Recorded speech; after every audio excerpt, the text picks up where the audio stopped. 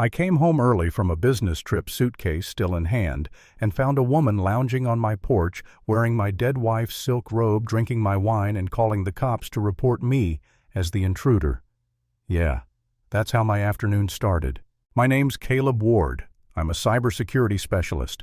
After years of sleepless nights, endless flights, and eating terrible airport food, I finally bought my dream home in a quiet gated community called Maple Ridge Estates. Modern design, glass walls, metal lines, a place that finally felt like peace. I thought I was buying privacy. Turns out I was buying into a dictatorship. The queen of that little kingdom was Patricia Lorne, the HOA president. Picture a woman in her 50s, blonde hair pulled tight, clipboard glued to her hand, eyes that smiled like they were judging your soul. The first day I met her, she told me my sleek black mailbox violated community standards. She fined me $25 a day until I replaced it with one of those ugly green boxes that looked like they came straight out of the 80s. I gave in thinking it'd keep the peace. Big mistake. It showed her I was someone she could control. After that, she was relentless. Citations for leaving my trash bins out too long. A warning for planting a Japanese maple apparently not on her approved tree list. Even a complaint because a delivery box sat on my porch for an unsightly amount of time. Living under her rule felt like being monitored by a petty tyrant with a clipboard. Then I landed a month-long contract in Tokyo. HOA rules required that I inform the board before long trips, so I emailed my departure and return dates, just following protocol. What I didn't know then, that email was the key Patricia needed to invade my life. 2 weeks into my trip, I got a weird alert on my phone. My smart thermostat had been manually adjusted from 65 to 72. I figured it was a glitch. Then my fridge sent a notification: new groceries, logged milk yogurt, and a cheap bottle of Chardonnay. I don't drink Chardonnay. That's when my stomach turned. I pulled up the security feed from my phone, and there she was, Patricia, sitting on my couch wearing my cashmere throw, flipping through my TV channels like it was her Saturday afternoon. Her husband Stuart was right beside her, feet up on my ottoman, eating chips from my pantry. I froze. Watching strangers live in my home like they owned it was one thing, but when I saw Patricia in my bedroom mirror wearing Eleanor's silk scarf, the one I'd kept since my wife died, I felt something snap inside me. This wasn't just trespassing, it was desecration. I wanted to call the police right then, but I stopped myself. I'm a cybersecurity guy. I deal in evidence, not emotion. I decided to make her own arrogance destroy her. I turned my smart home into a digital trap, recordings, logs, timestamps, everything. Every time she opened a fridge door or adjusted the thermostat, I had it on record. Then came the final nail audio of her bragging to her husband that she knew my travel dates, that she'd leave before I returned, so I'd never find out. That was the proof of intent. I sent the evidence to my lawyer, Adrian Wells, a shark in heels, the kind who made narcissists cry on the stand. She called me immediately. "Don't call the cops yet," she said. "Come home early, catch her in the act. Let her hang herself with her own lies." So I did. 2 weeks early, I booked a red-eye, told no one. I didn't even take my usual car service. I had the taxi drop me 2 blocks from home. My heart was pounding as I walked down the sidewalk, phone recording in my hand, suitcase rolling quietly behind me. When my house came into view there, she was Patricia Lorne, lounging on my porch like a queen wearing Eleanor's silk robe, sipping from one of my wine glasses.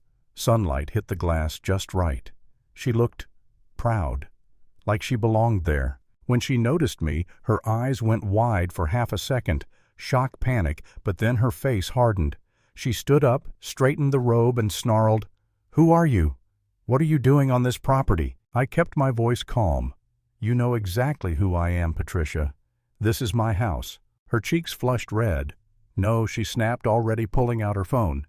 "This man is trespassing. I'm calling 911. I didn't move, didn't interrupt.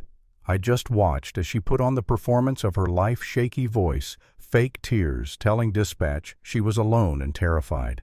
My camera caught every second. Minutes later, I heard sirens. 2 squad cars flew around the corner, lights flashing. The neighbors started peeking out from behind curtains. Patricia actually straightened her hair as if she was about to be congratulated for saving the neighborhood. When the officers stepped out, hands hovering near their belts, I stayed perfectly still. "Evening, officers," I said. "My name's Caleb Ward. I own this home. I have proof." They looked skeptical. Patricia played her part beautifully, voice trembling, hands clutching her chest. He broke in.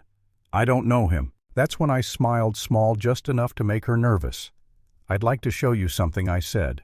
"On my security system." I pulled up the live feed on my phone and mirrored it to the smart panel by the door. The screen flickered to live footage of Patricia and Stuart sleeping in my bed, cooking in my kitchen, hosting guests on my patio.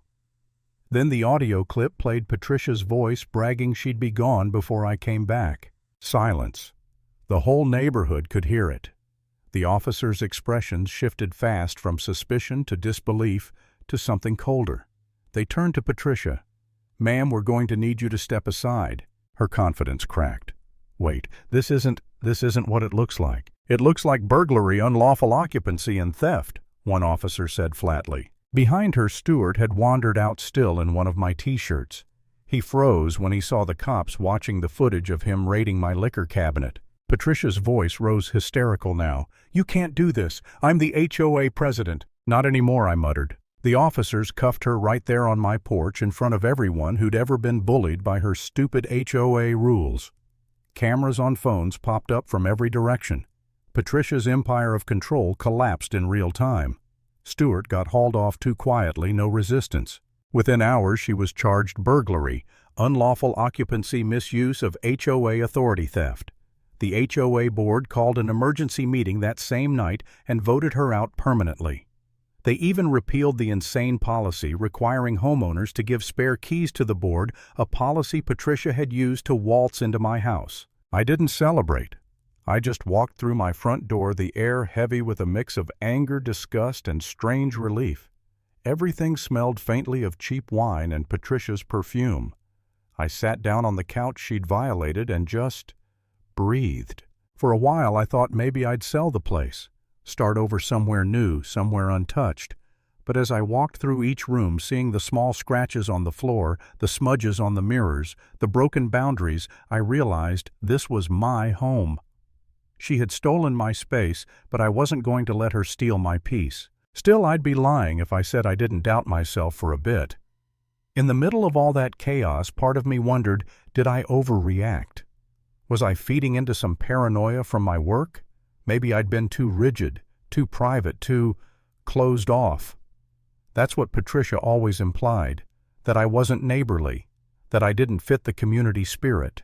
But then I'd remember her sipping wine on my porch, wearing my wife's robe, looking at me like I was the intruder. And I'd realize, no, I wasn't the problem. Entitlement was. People like her believe power gives them ownership of others' boundaries. So I stayed.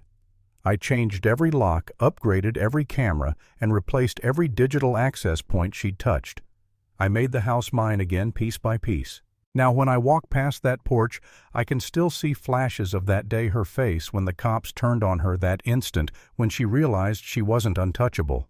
It's burned into my memory. You'd think catching someone red-handed in your house would feel satisfying, but it didn't. It just felt quiet, like a storm had passed, leaving nothing but debris and a strange stillness behind. I didn't need revenge. I needed peace, and this time I wasn't asking anyone's permission to have it. Because ownership isn't just about having a house. It's about defending the space where your dignity lives.